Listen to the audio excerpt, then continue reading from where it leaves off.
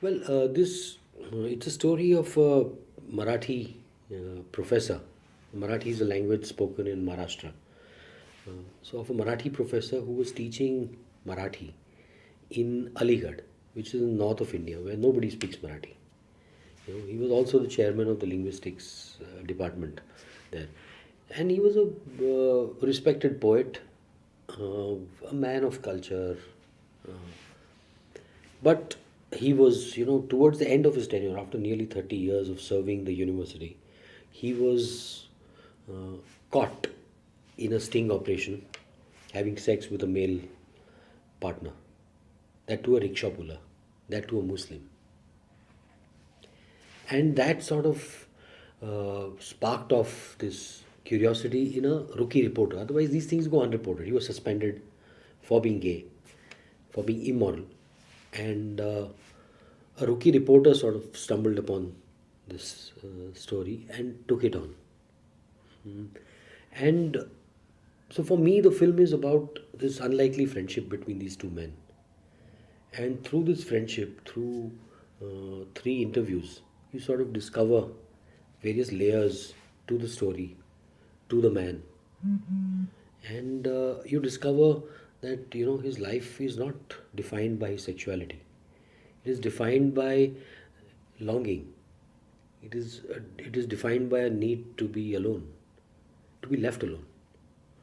It's defined by, uh, you know, wanting to love somebody. So none of these things have anything to do with sexuality or gender. So, I mean, this story happened in 2010, and I frankly did not know about it then. My writer Apurva knew about it. Then, that was sort of his. He was interviewed on TV when this incident happened, and that was his sort of coming out, Apurva's coming out moment in 2010. But again, he forgot about it. And last year, while we were making City Lights, I got an email from this girl telling me that she watched Shahid and that she wanted to give me the story. So I read the story. I found the story fascinating, and I took it to Apurva. That's when he told me about his whole coming out moment in 2010. He said, "Wow, this is fascinating. That this has come to you." And somehow 2010 has this significant place in my recent filmography. Shahid, which was acclaimed and did well, was about a lawyer who was killed in 2010, in February 2010. Professor Siras was suspended in February 2010, just 2 days before Shahid Azmi was killed. So it's there's this very cosmic coincidence at work. I just felt that there's too much of categorization in modern society. Under the garb of liberalism, also you sort of categorize people. That okay, these are LGBT, this is an LGBT group, and I'm sympathetic to them, and uh, I respect their rights. But you call them LGBT. you know these are Muslims, they are minorities, but I want them to have equal rights. So you have this definite these are migrants, so all kinds of minorities are categorized. So then where is the equality? So I wanted to uh, treat this not as a gay film. I wanted it to be more human. And I saw it as a human on a human level. I did not want the sexuality to supersede the narrative and to become the film. And that's the reason, I mean, when I made the film, screeners were sent out, and the maximum interest we got was from a lot of LGBT festivals. But I decided that we must make a beginning with a wider audience, like the London Film Festival or Busan. Get this debate has to be more mainstream. About equality, about the right to privacy. How can some a country call itself democratic if its citizens do not have basic fundamental rights? I mean, how do you recognize somebody by face? Can you bracket somebody that way? That, okay, this guy looks like a poet or this guy looks gay. Most of the time you cannot really say if somebody, what somebody is in his bedroom. Is he gay? Is he not? Is he heterosexual? You don't know, and it's none of our business. So I uh, just tried to probe, look into his world from within, and it's I finally I'm very proud of the film. It's very gentle, very meditative, and it deals with the issue without talking down to the audience.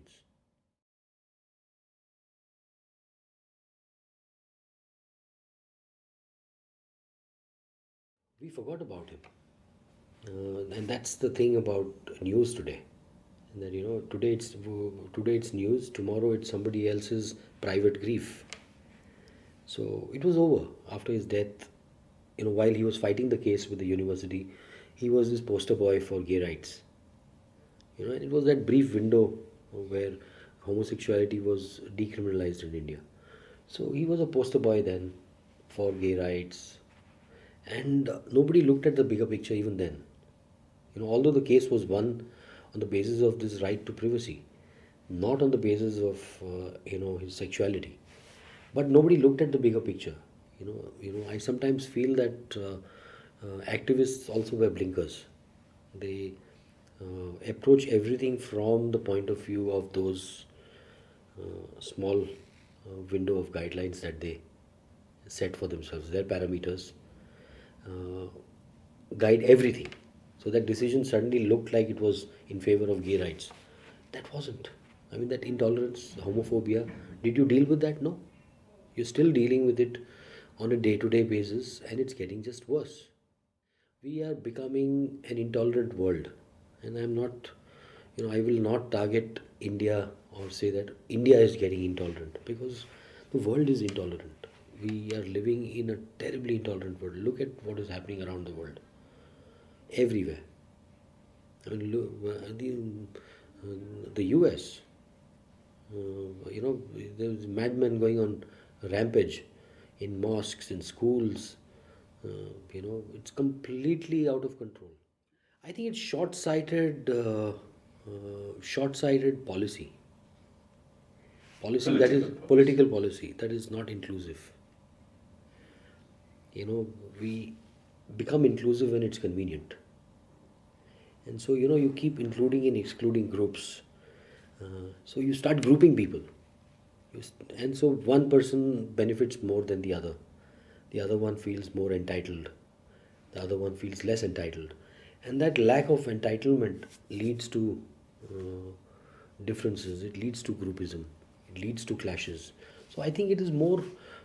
I personally feel it's a lot to do with political will, and intolerance can be dealt with, can be eradicated if the basic tenets of democracy, the right to liberty, the right to freedom, the right to expression, are respected by the people that purport to follow them. I think the world is full of outsiders. There are very few insiders, and I feel that's there's lack of equality. So I would rather be part of the majority, the outsiders, the common man. For me, it is the common man, the ordinary man, and his world, his stories that really appeal. They appeal to me, to my senses. I believe that there are stories in every common household. We don't need to look for superheroes. Make those inspiring stories about Gandhi, about Milkha Singh, but look at the stories of the common man. There's a wealth of stories and issues and drama in those lives, and by bringing those lives into center stage, I think I'm helping myself, because nobody does that. I'm telling you unusual stories because they're unusual. They don't fit into the stereotype of the Bollywood drama, where everything is larger than life. By bringing ordinary lives on screen, uh, I'm helping myself. I'm creating space for myself as an outsider. Well, I don't work with big stars. I don't work with you know huge amounts of money, and I explore ordinary lives. And the fact that I'm managing, I'm finding heroic characters.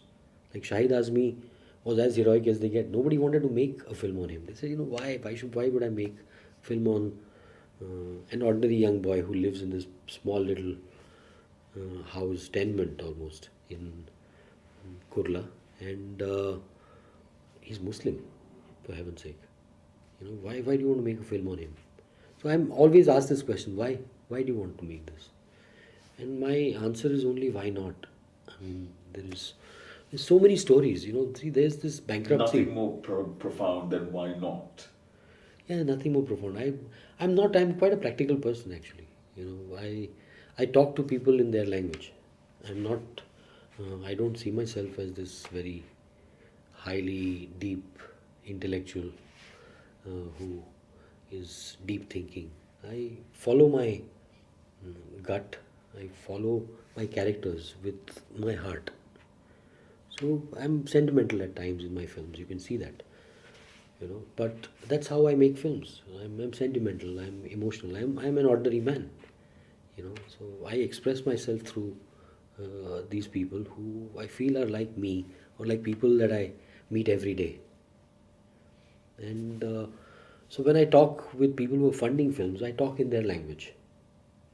I talk to them about Film executives. film executives. I talk to them about budget. What if I gave you this film at a lower cost? So then slowly they start, and I've been around for a long time for them to believe that yes, he will deliver a competent film. So, there's fortunately not much aspersion that is cast on my competence. And I'm delivering it to you at a budget which nobody else can. So I give them a package that they can understand because they have a job to do. I'm sympathetic to their job. They have a job to do. They have spreadsheets to fill up, and I help them fill those spreadsheets with the correct numbers, with the right, arithmetic. So that arithmetic. It's very practical. My entire filmmaking career is based on very practical, you know, considerations. It's not based on anything deep and profound. Uh, if you have to make movies, it costs money. So you need to understand both sides of the coin. And so I'm often embarrassed calling myself an artist. I'm a filmmaker. And whether a filmmaker is an artist is for my audience to decide. Is this a work of art? Is this made by an artist? Let the audience decide. I don't want the executives to feel that I'm an artist. I don't want to feel that I am an artist and take myself too seriously. When I made my first film, Jayate, I often read. I wrote a piece it was part of the Indian Panorama in 1999. And they asked me to write a piece for the magazine on my film. And I often read it. And I realized that, I started with the same, set of beliefs in telling common stories. I spoke about how as a student I used to travel by train, so look at all those people in that crowded train, and I used to feel that, what does his life have some drama, or is this a routine? Because I used to see the same people in the same compartment at the same time every day carrying the same bag and wearing the same three sets of clothes. So I would always wonder that is there drama in his house? Does he fight with his wife? Does he have a conflict that he's fighting with? And my first film sort of stemmed out of that conflict. A bored lawyer who's been doing this over and over again. So there comes a time in your life where you sort of fight with your conscience. You get something that stirs up your conscience, and it shakes you out of your inertia as a common man. So it's a heroic tale of a common man. My first film. The second film was again about about a garage mechanic, a migrant from Jaunpur, who comes to Manoj Mumbai. Bajpayee. Manoj Bajpayee, who comes to Mumbai. Dil pe mat le yaar. So that those were unique stories, both of them. They were unique stories. They dealt with the common man. I think after Dil pe mat le yaar, I made a good film in Chal. I feel it was a very interesting thriller, but it lacked any concern. There was no concern coming from within. It was a very stylishly mounted, very cool film. It was more Apurva's film as an editor than it was my film as a filmmaker. And after that, I just went through this downhill journey where I forgot why I was making films. I just got into the business of filmmaking and failed miserably. So I think that failure brought me back. It sort of pushed me back into reality. I just learned that nothing can be worse than this. It was again, I cannot be very philosophical or profound about these things. I just at that time it was tough. I used to wonder why. I stopped wondering actually. I just kept making movies. I was in this completely comatose state. I was a comatose filmmaker. I was just getting opportunities, making films, and thank the Lord for those opportunities. I still got opportunities. Then I made four or five really indifferent films, and I got to make them. And it was after Woodstock Villa, when I made Woodstock Villa, something snapped within me. I saw the film, and the people told me that, oh, this is a good film, it's very stylish, they told me those things. I did not believe them. I saw the film and I realized it was shallow.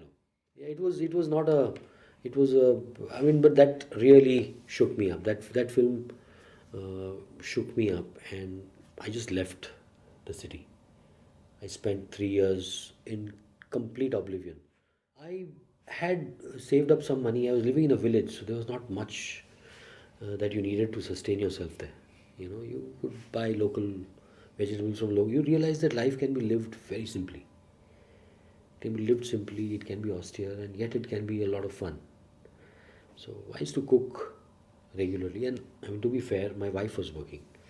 So, I can talk with such comfort because she was getting the money home.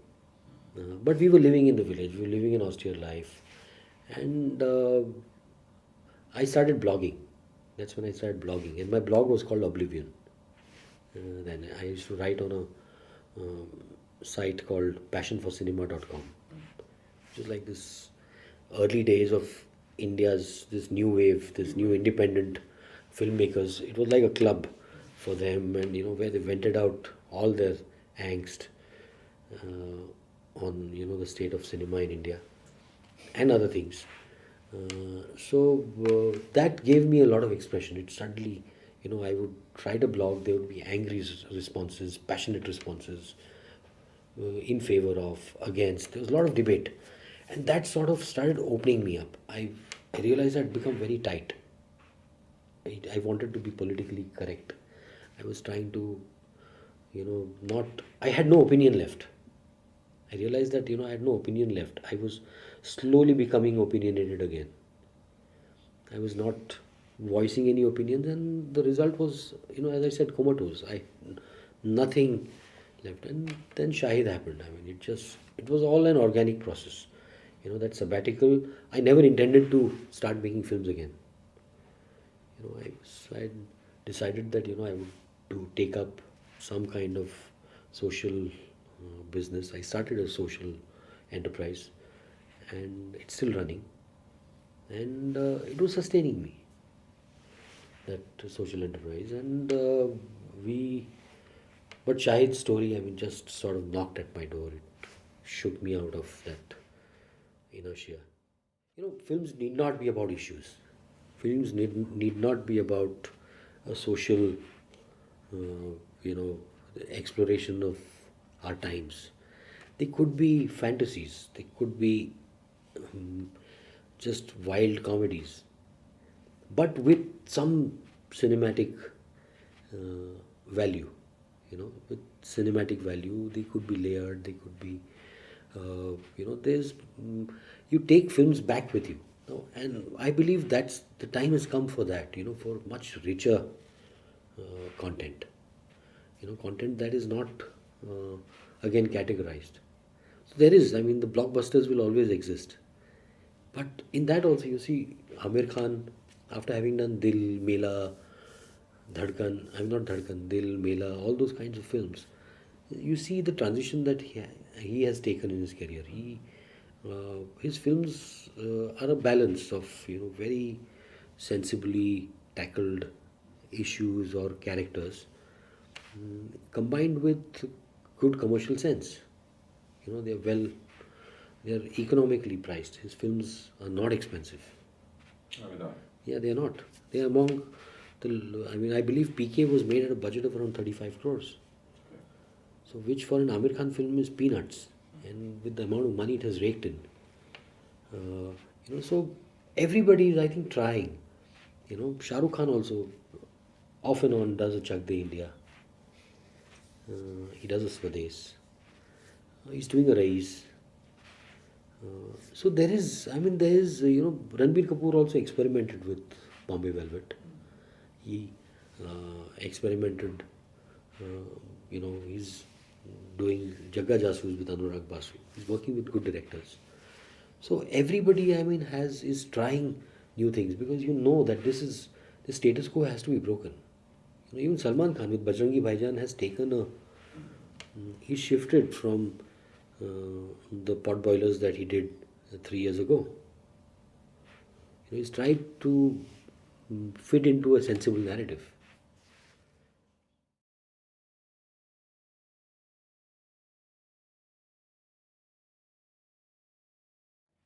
It's early to say where it is going, to be honest.